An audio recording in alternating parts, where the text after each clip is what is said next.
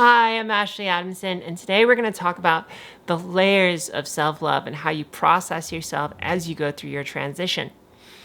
Where are you in your transition right now? How far are you along, and kind of like how are things going? I'd love to hear from you. This channel is all about personal growth topics as related to the trans experience. And if you're into that kind of philosophical, introspective, inner world kind of stuff, then you're at the right place. I don't do makeup tutorials yet, and I don't do any of that more superficial stuff like how to pass and blah, blah, blah, blah, blah. But if you're into kind of like the inner space, which I personally believe is the most important place because that's where authenticity comes from, then hop on the channel, check out the videos. I'd love to hear from you. So today we're going to talk about the layers of self-love and how my story and my experience of self-love unfolded, and we can use that as a point of reflection to think about your own self-love as you go through your transition. So the first time that I can think about is when I saw myself as her in the mirror. That was the first point where I had to come to terms with the fact that maybe I was a woman. That scared me, and when I saw that person in the mirror, I kind of ignored it and kind of put it back in the box.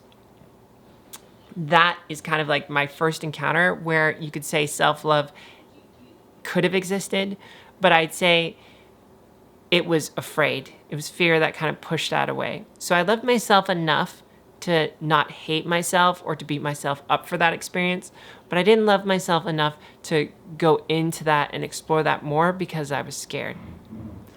Once I came to terms with the fact that I was a woman or I am a woman, that's when things really started to get intense.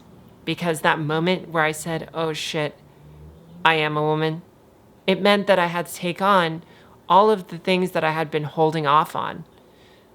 Have you come to terms with the fact that you're trans? What are some of those things that I'm about to list out? Maybe you might know some of them. What are some of those things that you had to come to terms with in accepting that you're a woman or a man or non-binary?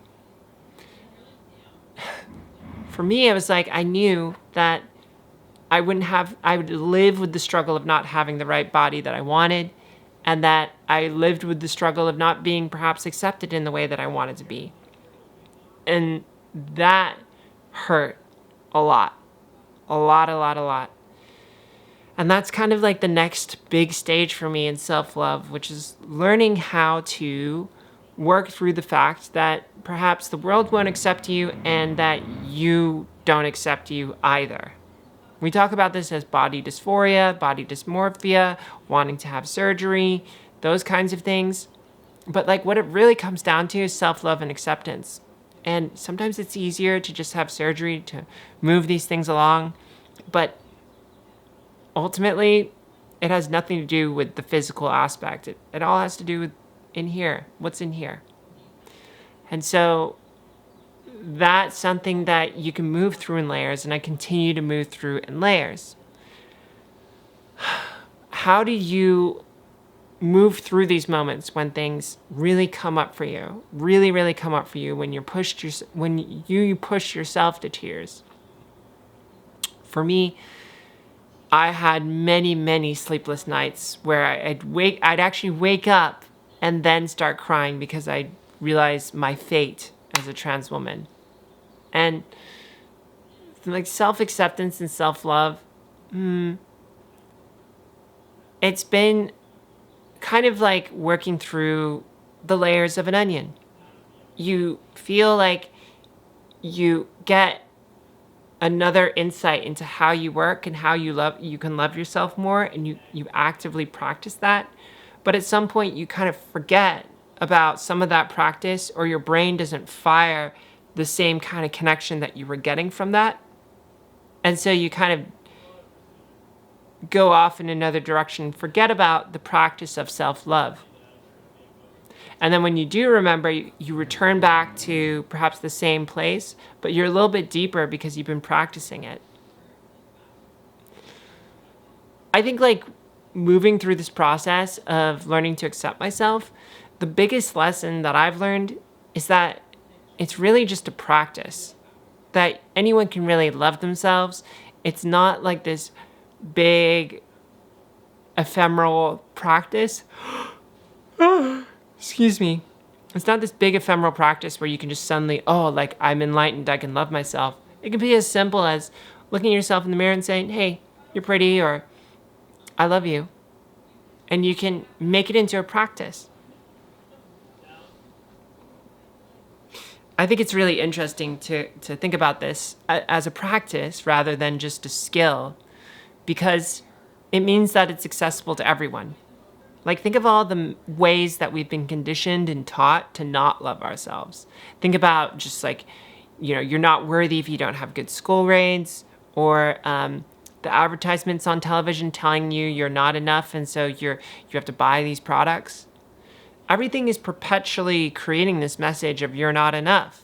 And it's very easy to not love yourself when you're programmed and conditioned to basically feel like you're perpetually dissatisfied, right? When are we taught to be satisfied with ourselves? We always have to be performing more, doing better, like looking greater. Where are the opportunities to really teach your brain and your body that there's something good for yourself to be done, right? Like that never happens. That never happens.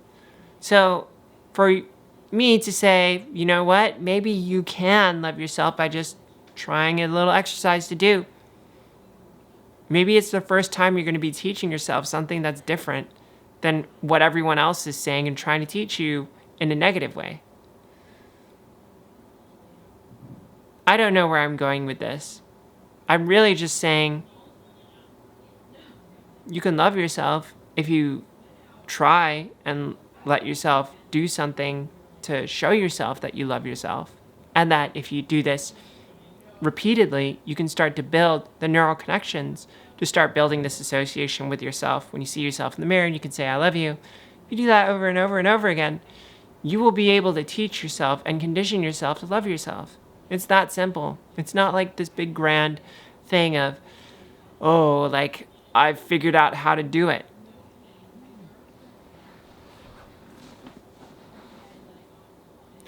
So coming back to my own transition, I've come to terms with my fate. I've come to terms with how I'm potentially never going to be fully satisfied with my body. Really, the thing that I am working on to really move into self-acceptance is just putting that relentlessness of my own self, of wanting myself to do better, putting that down and saying, hey, take a break. Take it easy. You don't have to be perfect. It's like the fear of not being enough is so intense that I flip it and I go, I want to be perfect. I want to be the best version of myself all the time. And I don't mind doing that, but where I should be, where I put the practice is when I'm not doing that, when I'm not pushing myself to be the best version of myself possible, I can say, you know what, it's okay. You can just chill right here.